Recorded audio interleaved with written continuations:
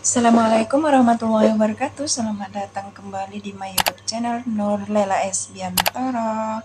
Apa kabar teman-teman semua? Semoga teman-temanku semua dimanapun berada dalam keadaan sehat walafiat. Allah beri nikmat sehat, nikmat rezeki, dan nikmat bahagia.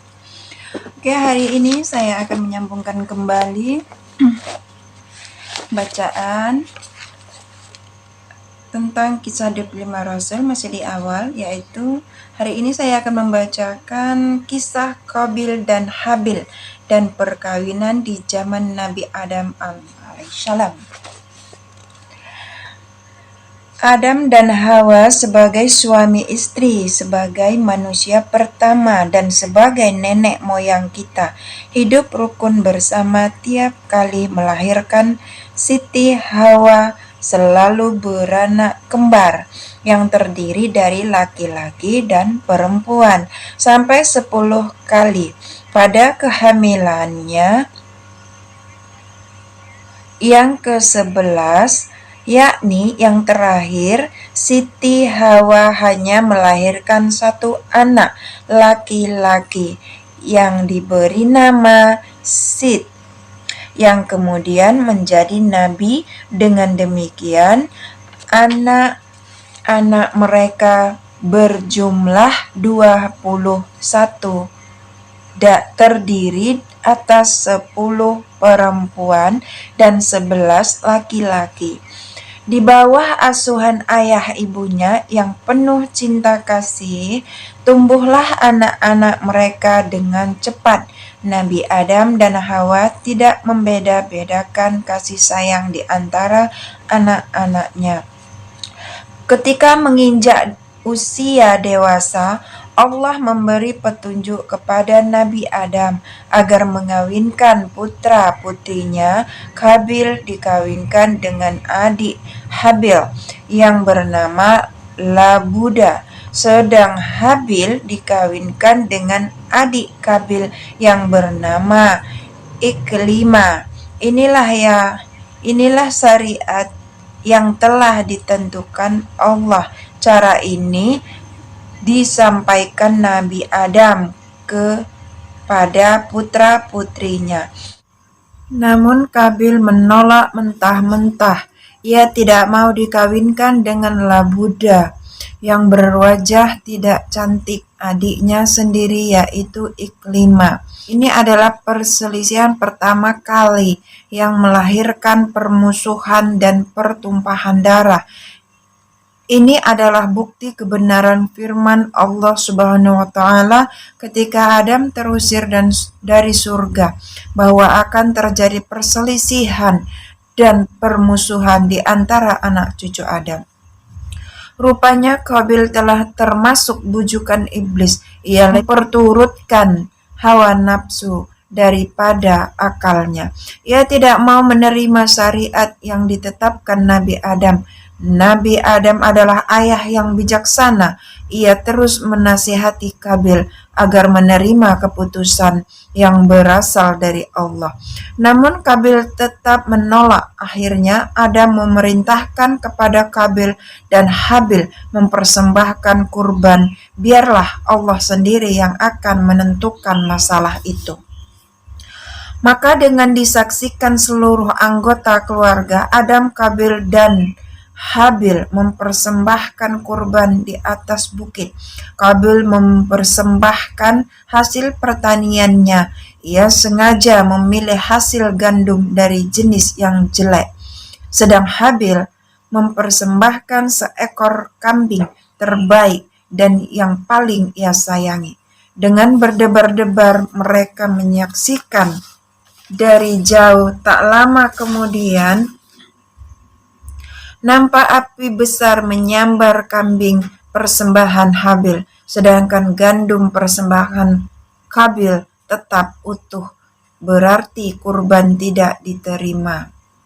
Qabil sangat kecewa melihat kenyataan itu. Ia terpaksa menerima keputusan itu, padahal hatinya tetap tidak mau menerima. Maka berlangsunglah perkawinan itu. Qabil dengan Labuda, Habil dengan Hari-hari berlalu, iblis datang merasuki pikiran Qabil. Ia membisikkan sesuatu, bahwa jika Qabil dapat membunuh Habil, tentulah ia akan dapat mengawini Iklimah yang cantik jelita. Hal ini terus-menerus dilakukan oleh iblis tanpa jemu dan bosan. Pada dasarnya, uh, nafsu Qabil memang ingin memiliki Iklimah, maka ia turuti bisikan iblis itu. Pada suatu hari ketika Habil mengembalakan ternaknya, dia di tempat yang sepi, jauh dari pemukiman Nabi Adam dan Hawa. Tiba-tiba tanpa setahu Habil, saudaranya itu memukul kepalanya dengan keras sekali, maka matilah Habil. Inilah pembunuhan pertama atas umat manusia di bumi. Iblis tertawa kesenangan, ia sudah mempunyai teman. Allah menceritakan ini dalam Al-Quran. Ceritakanlah kepada mereka kisah kedua putra Adam, Habil dan Qabil, menurut yang sebenarnya. Ketika keduanya mempersembahkan kurban, maka diterima dari salah seorang dari mereka berdua. Habil dan tidak diterima dari yang lain. Qabil, ia berkata, Qabil, aku pasti membunuhmu. Berkata Habil, sesungguhnya Allah hanya menerima korban dari orang-orang yang bertakwa. Sungguh kalau kamu menggerakkan tanganmu kepadaku untuk membunuhku, aku sekali-kali tidak akan menggerakkan tanganku kepadamu untuk membunuhmu. Sesungguhnya aku takut kepada Allah, Tuhan seru sekalian alam. Sesungguhnya aku ingin agar kamu kembali dengan membawa dosa membunuhku dan dosamu sendiri, maka kamu akan menjadi penghuni neraka. Dan yang demikian itulah pembalasan bagi orang-orang yang zalim.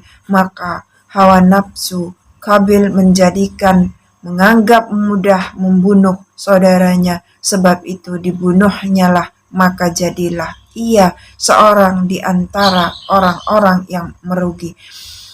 Quran Surah Al-Ma'idah ayat 27 hingga 30. Setelah Habil mati, Qabil merasa kebingungan dan diguncang-guncangkan tubuh saudaranya itu. Tentu saja tak mau bergerak, lalu ia membawa ke sana kemari. Ia benar-benar kacau, tak tahu harus dikemanakan mayat saudaranya itu. Ia merasa menyesal, air matanya berlinang. Perjalanan dari burung gagak, yang artinya kemudian Allah menyeru seekor burung gagak menggali-gali di bumi untuk memperlihatkan kepadanya Qabil bagaimana dia seharusnya menguburkan mayat saudaranya. Berkata Qabil, aduhai celakanya aku, mengapa aku tidak mampu berbuat seperti burung gagak ini. Lalu aku dapat menguburkan mayat saudaraku ini. Karena itu jadilah dia seorang di antara orang-orang yang menyesal. Quran Surah Al-Ma'idah ayat 31. Demikianlah riwayat Qabil yang akhirnya dapat menguburkan mayat saudaranya Habil. Dengan demikian Qabil menjadi orang pertama yang membunuh sesamanya, sedangkan Habil menjadi orang pertama yang terbunuh oleh sesamanya di muka bumi ini. Nabi Adam alaihissalam wafat dalam usia 1000 tahun dan setahun kemudian wafat pula istrinya Hawa. Sebagaimana riwayat mengatakan bahwa Nabi Adam alaihissalam dimakamkan di Makkah berdekatan dengan makam istrinya. Di dalam sebuah hadis yang diriwayatkan oleh Imam Bukhari disebutkan sesungguhnya Allah Subhanahu wa taala menciptakan Adam pada hari Jumat dan diturunkan ke bumi pada hari Jumat. Begitu pula ketika Nabi Adam bertobat kepada Allah setelah memakan buah terlarang pada hari Jumat dan wafat pada hari Jumat pula. Hikmah kisah dari Adam, kita harus memahami bahwa kita khalifah Allah, diberi amanah untuk mengatur dan mengelola bumi dengan sebaik-baiknya.